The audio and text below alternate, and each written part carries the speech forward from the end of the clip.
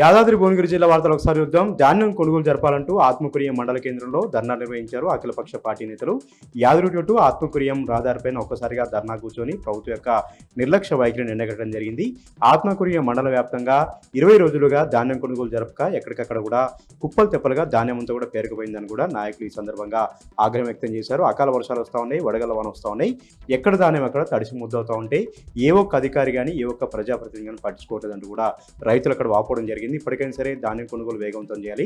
దీంతో పాటు గన్ని బ్యాగుల కొరత ఉంది, హమాలీల కొరత ఉంది, లారీలు కూడా పంపించట్లేదు, కాంటాలు వేయట్లేదంటూ కూడా రైతులు ఈ సందర్భంగా ఆగ్రహం వ్యక్తం చేశారు. జిల్లా కలెక్టర్ పట్టించుకొని వెంటనే ధాన్యం కొనుగోలును వేగవంతం చేయాలని కూడా అఖిలపక్ష నాయకులు ఈ సందర్భంగా డిమాండ్ చేశారు. అక్కడికి వచ్చినటువంటి ఎంఆర్ఓ, ఆర్డీఓను కూడా నిర్బంధించడం జరిగింది.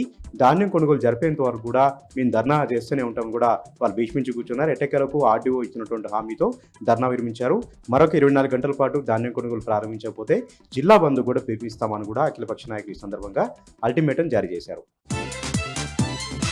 నల్గొండ జిల్లా వార్తలు ఒకసారి చూద్దాం. నల్గొండ జిల్లా కేంద్రంలోని ఓల్డ్ సిటీ మాలేన్ చల్క కాలనీలో కార్డన్ సర్చ్ నిర్వహించారు పోలీసులు. ఈరోజు వేకోజామ్ని ప్రతి ఒక్క ఇంటిని కూడా సోదా చేశారు, జరడబట్టడం జరిగింది. ఈ తనిఖీల్లో 165 బైకులను స్వాధీనం చేసుకున్నారు. ఎలాంటి అనుమతులు లేకుండా 720 పత్రాలు లేనటువంటి బైకులను స్వాధీనం చేసుకున్నారు. మరొక 10 ఆటోలను స్వాధీనం చేసుకున్నారు. అన్నిటికంటే ముఖ్యంగా గంజాయి చాక్లెట్లను స్వాధీనం చేసుకున్నారు. హుక్కా పరికరాలను కూడా స్వాధీనం చేసుకోవడం జరిగింది. బీహార్, ఒరిస్సా రాష్ట్రాలకు సంబంధించినటువంటి 10 మంది అనుమానితులను కూడా అదుపులో తీసుకొని ప్రశ్నిస్తూ ఉన్నారు పోలీసులు.